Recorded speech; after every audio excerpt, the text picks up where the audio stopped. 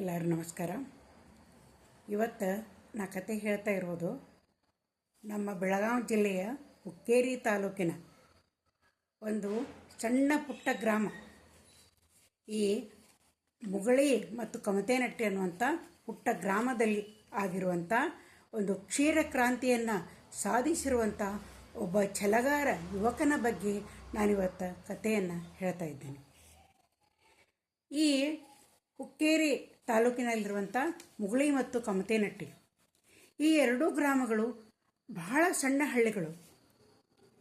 ಸುಮಾರು ಮೊದಲು ಅಂದರೆ ಒಂದು 20-25 ವರ್ಷದ ಹಿಂದೆ 300ರಿಂದ ಒಂದು 400-500 ಮನೆಗಳಷ್ಟೇ ಇರುವಂತಹ ಒಂದು ಪುಟ್ಟ ಹಳ್ಳಿ. ಅಲ್ಲಿ ಏನಾಗ್ತಿತ್ತು ಅಂತಂತಂದ್ರೆ ಅಲ್ಲಿ ಎಲ್ಲ ಜನರು ಕಡು ಬಡವರು, ಪೂರ್ತಿ ಒಣ ಭೂಮಿ, ಮಡ್ಡಿ, ಅಲ್ಲಿ ಹಸಿರನ್ನೋದ ಕಾಣಿಸ್ತಾ ಇರಲಿಲ್ಲ. ಏನಾದರೂ ಮಳೆ ಆದ್ರೆ ಮಾತ್ರ ಸ್ವಲ್ಪ ಹಸಿರು ಕಾಣಿಸ್ತಾ ಇತ್ತು. ಬೇಸಿಗೆಯಲ್ಲಂತೂ ನೀರಿಗೆ ಅತ್ಯಂತ ತತ್ವಾರ ಇರ್ತಿತ್ತು, ಕುಡಿಯುವ ನೀರಿಗಾಗಿ. ಆನಂತರ ಒಂದು ಕೃಷಿಯಂತೂ ಪೂರ್ತಿಯಾಗಿ ಇರ್ತಿರಲೇ ಇಲ್ಲ, ಏನು ಬೆಳೆಯೋದಕ್ಕೆ ಸಾಧ್ಯ ಇರ್ತಿರಲಿಲ್ಲ. ಇಂಥ ಒಂದು ಊರಿನಲ್ಲಿ ಈಗೇನಾಗೈತೆ ಅಂತಂದ್ರೆ ಹಾಲಿನ ಹೊಳೆ ಹರಿಯಾಕತ್ತೈತಿ. ಕ್ಷೀರ ಕ್ರಾಂತಿಯನ್ನು ಮಾಡಿದ್ದಾರೆ. ಈ ಎಲ್ಲ ಒಂದು ಕ್ರಾಂತಿಗೆ ಹೈನೋದ್ಯಮವನ್ನು ಉದ್ಯಮವನ್ನಾಗಿ ಮಾಡಿಕೊಂಡಂಥ ಒಬ್ಬ ಛಲಗಾರ ತಮ್ಮಣ್ಣ ಬಂಬಲವಾಡಿ, ನಮ್ಮ ಕಥಾನಾಯಕನ ಹೆಸರು ತಮ್ಮಣ್ಣ ಬಂಬಲವಾಡಿಯ ಬಗ್ಗೆ ನಾನು ಈಗ ಕಥೆಯನ್ನು ಹೇಳ್ತಾ ಇದ್ದೇನೆ. ಈ ಒಂದು ಪುಟ್ಟ ಗ್ರಾಮದೊಳಗೆ, ಮುಗಳಿ ಗ್ರಾಮದಲ್ಲಿ, ಅತ್ಯಂತ ಕಡು ಬಡತನವನ್ನೇ ಹಾಸಿ ಬಡತನವನ್ನೇ ಹೊದ್ದುಕೊಂಡು ಇರುವಂಥ ಒಂದು ಮನೆಯೊಳಗೆ ಈ ತಮ್ಮಣ್ಣ ಬಂಬಲವಾಡಿಯವರು ಜೀವನವನ್ನು ನಡೆಸ್ತಾ ಇದ್ದರು. ಎಲ್ಲ ಒಂದು ಕುಟುಂಬದಲ್ಲಿ ಅಲ್ಲಿ ಏನಾಗ್ತಿತ್ತು ಅಂತಂದ್ರೆ ಅವರು ವಿದ್ಯಾಭ್ಯಾಸವನ್ನು ಮುಗಿಸಿ ತಮ್ಮ ಪದವಿಯನ್ನು ಪಡ್ಕೊಂಡ್ರು, ಕಷ್ಟಪಟ್ಟು ಓದಿದರು. ಮುಂದೆ ಏನಂತಂದ್ರೆ ಅವರು ನೌಕರಿಗಾಗಿ ಅನೇಕ ಕಡೆಗಳಲ್ಲಿ ಅರ್ಜಿಯನ್ನು ಹಾಕಿದರು. ಎಲ್ಲಿಯೂ ನೌಕರಿ ಸಿಗಲೇ ಇಲ್ಲ. ನಿರಾಶರಾದರು, ಎಲ್ಲೂ ನೌಕರಿ ಸಿಗಬಲ್ದು. ಮನೆಯಲ್ಲಿ ಆರ್ಥಿಕ ಪರಿಸ್ಥಿತಿ ಭಾಳ ಹದಗೆಟ್ಟಿತ್ತು. ಇನ್ನು ಏನು ಮಾಡಬೇಕು ಅಂಥೇಳಿ ಅವಾಗ ಅವ್ರು ಏನು ಮಾಡಿದರು ಅಂದ್ರೆ, ನಾನೇ ಏನಾದರೂ ಒಂದು ಸ್ವತಂತ್ರ ಒಂದು ವ್ಯಾಪಾರವನ್ನು, ಒಂದು ಉದ್ಯಮವನ್ನು ನಾನು ಮಾಡಬೇಕು, ನನ್ನ ಆರ್ಥಿಕತೆಯನ್ನು ನಾನೇ ಸುಧಾರಿಸ್ಕೋಬೇಕು ಅನ್ನುವಂಥ ಒಂದು ಹಠಕ್ಕೆ ಬಿದ್ದರು. 1-2 ಹಸುಗಳನ್ನು ಅವರು ತಂದರು. ಅದರಿಂದ ಹಾಲನ್ನು ಕರೆದು ಆ ಹಾಲನ್ನು ಮಾರ್ತಾಯಿದ್ರು. ಹೀಗಾಗಿ ಸ್ವಲ್ಪ ಮಟ್ಟಿಗೆ ಆರ್ಥಿಕ ಪರಿಸ್ಥಿತಿ ಇದ್ದು ಸುಧಾರಿಸ ಬಂತು. ಮುಂದೆ ಏನಾಯಿತು ಅಂದ್ರೆ ಈ 2 ಹಸುಗಳಿದ್ದದ್ವು 4 ಹಸುಗಳಾದವು. ಈ ರೀತಿ ಹಸುಗಳ ಸಂಖ್ಯೆಯನ್ನು ಹೆಚ್ಚಿಸ್ತಾ ಬಂದರು. ಯಾದೂಡದಲ್ಲಿ ಒಂದು ಬ್ಯಾಂಕ್ ಐತಿ. ಆ ಬ್ಯಾಂಕ್ JVK ಬ್ಯಾಂಕ್ ಅಂತ ಏನೋ ಒಂದು ಬ್ಯಾಂಕ್, KVG ಬ್ಯಾಂಕ್ ಅಂಥೇಳಿ, ಅಲ್ಲಿ ಏನಂತಂದ್ರೆ ಸಾಲವನ್ನು ಪಡೆದು ಈ ಹಸುಗಳ ಸಂಖ್ಯೆಯನ್ನು ಅವರು ಹೆಚ್ಚಿಗೆ ಮಾಡ್ತಾ ಬಂದರು. ಆಮೇಲೆ ಇವರು 1995ರಲ್ಲಿ ಪದವಿಯನ್ನು ಮುಗಿಸಿದ್ರು. ಮುಂದೆ ಅನೇಕ ವರ್ಷಗಳವರೆಗೆ ನೌಕರಿ ಇದ್ದು ಸಿಗಲಿಲ್ಲ. 2004ರಲ್ಲಿ 15 ಹಸುಗಳನ್ನು ಇವರು ಸಾಕಿದ್ರು. ಆ ಹಸುಗಳಿಂದ ಬರುವಂಥ ಹಾಲನ್ನು ಮಾರಿ ಕೈತುಂಬ ಸಂಪಾದನೆಯನ್ನು ಮಾಡುವುದನ್ನು ಕಂಡಂಥ ಇವರ ಹಲವಾರು ಗೆಳೆಯರು ಅವರು ಕೂಡ ಏನು ಅಂತಂತಂದ್ರೆ ಈ ಒಂದು ಹೈನೋದ್ಯಮದಲ್ಲಿ ಒಂದು ಆಸಕ್ತಿಯನ್ನು ತೋರಿಸಿದರು.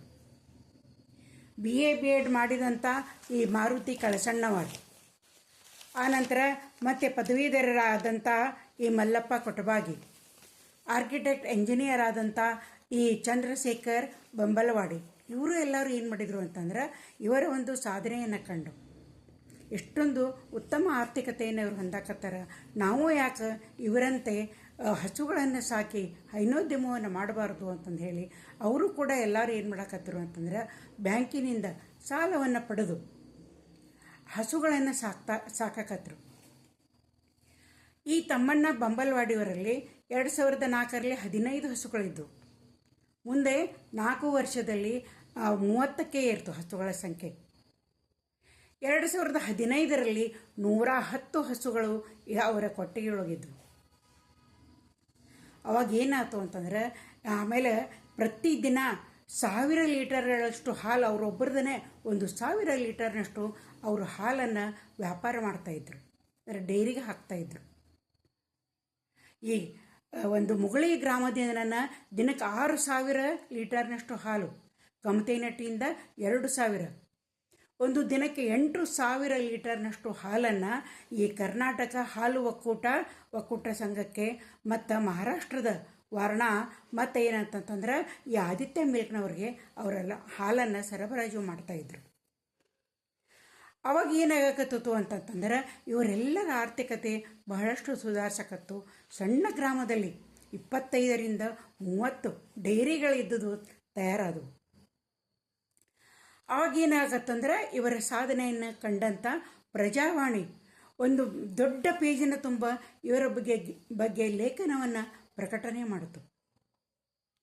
ಆ ಲೇಖನವನ್ನು ಓದಿ ನಾವು ಅವರನ್ನು ಫೋನ್ ಮುಖಾಂತರ ನಾವು ಕಾಂಟ್ಯಾಕ್ಟನ್ನು ಮಾಡಿದ್ವಿ. ಈಗ ಒಂದು 10 ವರ್ಷದ ಹಿಂದೆ ಎಲ್ಲ ಆಗಿದ್ದು, ಈಗ ಒಂದು 10 ವರ್ಷದಲ್ಲಿ ಅವರ ಸಾಧನೆ ಎಲ್ಲಿಗೆ ಮುಟ್ಟೈತಿ ಅಂತಂದ್ರೆ ಸದ್ಯಕ್ಕೆ ಅವರಲ್ಲಿ 180 ಹಸುಗಳಿದ್ದುದು. ಇದನ್ನು ಅವ್ರೇನು ಮಾಡಕತ್ತಾರ ಅಂತಂದ್ರೆ ಒಂದು ಡೈರಿ ಫಾರ್ಮನ್ನು ಕಟ್ತಾ ಇದ್ದಾರೆ. ಇಸ್ರೇಲ್ ಮಾದರಿಯ ಅತ್ಯಾಧುನಿಕ ತಂತ್ರಜ್ಞಾನವನ್ನು ಹೊಂದಿರುವಂಥ ಒಂದು ಡೈರಿ ಫಾರ್ಮನ್ನು ಅವರು ಕಟ್ಟಿಸಿದ್ದಾರೆ. 180 ಹಸುಗಳದಾವಲ್ಲ, ಅವನ್ನ 450ರಿಂದ 500 ಹಸುಗಳವರೆಗೆ ಅವನ್ನ ಸಂಖ್ಯೆಯನ್ನು ಹೆಚ್ಚಿಸುವಂಥ ಒಂದು ಯೋಜನೆಯನ್ನು ಹಮ್ಮಿಕೊಂಡಾರ. ಅವರಲ್ಲಿ ಏನಾಗೈತಿ ಅಂತಂದ್ರೆ ಈಗ ಪ್ರತಿದಿನ 2,000 ಲೀಟರ್ ಕೇವಲ ಅವರ ಒಂದು ಡೈರಿಯಿಂದ ಈ ಆದಿತ್ಯ ಮಿಲ್ಕ್ನವ್ರಿಗೆ ಅವರು ಸರಬರಾಜನ್ನು ಮಾಡ್ತಾ ಇದ್ದಾರೆ. ಇವರನ್ನು ಕಂಡಂಥ ಅನೇಕ ಯುವಕರು ಅವರು ಕೂಡ ಏನಂತಂದ್ರೆ ಒಬ್ಬೊಬ್ಬರು 100 ಲೀಟರು, 50 ಲೀಟರು, 200 ಲೀಟರು ಈ ರೀತಿ ಏನಂತಂದ್ರೆ ಹಾಲನ್ನು ಡೈರಿಗಳಿಗೆ ಹಾಕ್ತಾ ಇದ್ದಾರೆ. ನೀರನ್ನು ಕಾಣದಂಥ ಊರಿನೊಳಗೆ ಇವತ್ತು ಹಾಲಿನ ಹೊಳೆ ಹರಿಯಾಕತ್ತೈತಿ. ಈ ಎಲ್ಲ ಯುವಕರು ಕ್ಷೀರ ಕ್ರಾಂತಿಯನ್ನು ಮಾಡಿದವರದಾರ. ಇಷ್ಟು ಪ್ರತಿದಿನ ಸಾವಿರಾರು ರೂಪಾಯಿಯನ್ನು ಗಳಿಸ್ತಾ ಇರುವಂಥ ತಮ್ಮಣ್ಣ 1 ಕೋಟಿ ರೂಪಾಯಿಯನ್ನು ಖರ್ಚು ಮಾಡಿ ಅತ್ಯಾಧುನಿಕವಾದಂಥ ಮನೆಯನ್ನು ಕಟ್ಟಿಸಿದ್ದಾರೆ.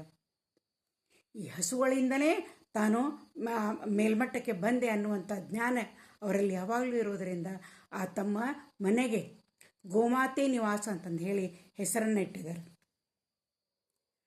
ಅವ್ರದ್ದು ಏನಾಯ್ತಂದ್ರೆ ಅವರೊಂದು ಬೃಹತ್ ಡೈರಿಯನ್ನು ಹಾಲಿನ ಡೈರಿಯನ್ನು ಅವರು ಮಾಡಿದಾರಲ್ಲ, ಅದಕ್ಕೆ ಜ್ಯೋತಿರ್ಲಿಂಗ ಡೈರಿ ಫಾರ್ಮ್ ಅಂತಂದು ಹೇಳಿ ಅದಕ್ಕೆ ಹೆಸರನ್ನು ಇಟ್ಟಿದ್ದಾರೆ. ಮೊದಲು ಅಂದರೆ ಈಗ ಒಂದು 25 ವರ್ಷಗಳ ಹಿಂದೆ ಕೇವಲ ಅವರಲ್ಲಿ 1 ಎಕರೆ ಮಾತ್ರ ಜಮೀನಿತ್ತು. ಅದು ಪೂರ್ತಿ ಒಣಭೂಮಿ. ಮಳೆ ಬಂದರೆ ಮಾತ್ರ ಏನಾದರೂ ಅಲ್ಪ ಸ್ವಲ್ಪ ಬೆಳೆ ಇದ್ದದ್ದು ಬೆಳೀತಾ ಇತ್ತು. ಆದರೆ ಈ ಡೈರಿಯ ಒಂದು ಹೈನದಿಂದ, ಈ ಒಂದು ಉದ್ಯಮದಿಂದ ಅವರು 2015 ಏನಂತಾರೆ 15 ಎಕರೆಗಳ ಮಾಲೀಕರಾಗಿದ್ದರು. ಇವತ್ತು 2025 ಅವರು 25 ಎಕರೆಗಳ ಮಾಲೀಕರಾಗ್ಯಾರ. ಅವರ ಹೊಲಗಳು ಎಲ್ಲಾನು ಈ ಹಸುಗಳ ಒಂದು ಸಗಣಿ ಗಂಜಲದಿಂದ ಅತ್ಯುತ್ತಮವಾದಂಥ ಗೊಬ್ಬರವನ್ನು ಈ ಹೊಲಗಳಿಗೆ ಹಾಕ್ತಾ ಇರುವುದರಿಂದ ಕಣ್ಣು ತುಂಬುವಂಥ ಹಸಿರಿನಿಂದ ಕಂಗೊಳಿಸುವಂಥ ಹೊಲಗಳಿದ್ದುದು ಆದವರು. ಕಬ್ಬು ಮತ್ತು ಇತರ ಬೆಳೆಗಳನ್ನು ಬೆಳೆದು ಅದರಿಂದ ಸಾಕಷ್ಟು ಪ್ರಮಾಣದೊಳಗೆ ಅವರು ಆದಾಯವನ್ನು ಪಡೀತಾ ಇದ್ದಾರೆ. ಇವರಲ್ಲಿ ಅನೇಕ ಜನರಿಗೆ ಉದ್ಯೋಗಾವಕಾಶಗಳು ಕೂಡ ಸಿಕ್ಕವು. ಅನೇಕ ಜನರಿಗೆ ಉದ್ಯೋಗಾವಕಾಶಗಳನ್ನು ನೀಡ್ಯಾರವರು. ತಮ್ಮ ಡೈರಿಗಳಲ್ಲಿ ಎಷ್ಟೋ ಜನ ದುಡಿತಾ ಇದ್ದಾರೆ, ಹೊಲಗಳಲ್ಲಿ ಎಷ್ಟೋ ಜನ ದುಡಿತಾ ಇದ್ದಾರೆ. ತಾವು ಒಂದು ಆರ್ಥಿಕ ಸಬಲೀಕರಣವನ್ನು ಮಾಡೋದರೊಂದಿಗೆ ಅನೇಕ ಜನರಿಗೆ ಇವರು ಉದ್ಯೋಗಾವಕಾಶಗಳನ್ನು ಮಾಡಿದವರಿದ್ದಾರೆ. ಹಿಂಗೆ ನಮ್ಮ ಭಾರತ ಒಂದು ಹಳ್ಳಿಗಳ ನಾಡು. ಹಳ್ಳಿಗಳ ಉದ್ಧಾರ ಆದ್ರನ್ನ ನಮ್ಮ ದೇಶದ ಉದ್ಧಾರ. ನನಗನ್ನಿಸ್ತೈತಿ ಪ್ರತಿಯೊಂದು ಹಳ್ಳಿಗೆ ತಮ್ಮಣ್ಣ ಬಂಬಲವಾಡಿ ಅಂತ ಒಬ್ಬ ಯುವಕ ಇದ್ದರೆ ಸಾಕು, ಎಲ್ಲ ಈ ಹಳ್ಳಿಗಳು ವೇಗವಾಗಿ ಅಭಿವೃದ್ಧಿಯನ್ನು ಸಾಧಿಸ್ತವು, ಅತ್ಯಂತ ಆರ್ಥಿಕ ಸಬಲೀಕರಣವನ್ನು ಹೊಂದುತ್ತವು.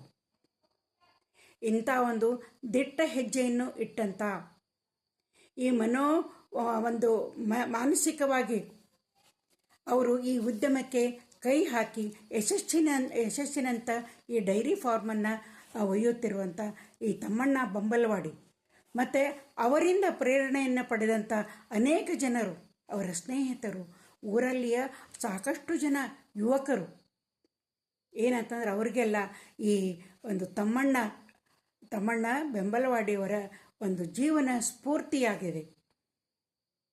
ಹಿಂಗೆ ಪ್ರತಿಯೊಂದು ಹಳ್ಳಿಗಳಲ್ಲಿ ಒಂದೊಂದು ಉದ್ಯೋಗವನ್ನು ಅದನ್ನ ಉದ್ಯಮವನ್ನಾಗಿ ಮಾಡಿಕೊಂಡು ಈ ಬೆಂಬಲವಾಡಿಯವ್ರ ಗತ್ಲೆ ತಮ್ಮಣ್ಣವ್ರ ಗತ್ಲೆ ಎಲ್ಲರೂ ಏನಂತಂತಂದ್ರೆ ಒಳ್ಳೆಯ ರೀತಿಯಿಂದ ಒಂದು ಆರ್ಥಿಕತೆಯನ್ನು ಸಾಧಿಸಲಿ, ಹಳ್ಳಿಯೊಳಗೆ ಉಳಿದವರು ಕೂಡ ಇವರಿಂದ ಪ್ರೇರಿತರಾಗಿ ಒಳ್ಳೆಯ ಉತ್ತಮವಾದಂಥ ಜೀವನವನ್ನು ಇವರು ಕಟ್ಟಿಕೊಳ್ತಾ ಇದ್ದಾರೆ.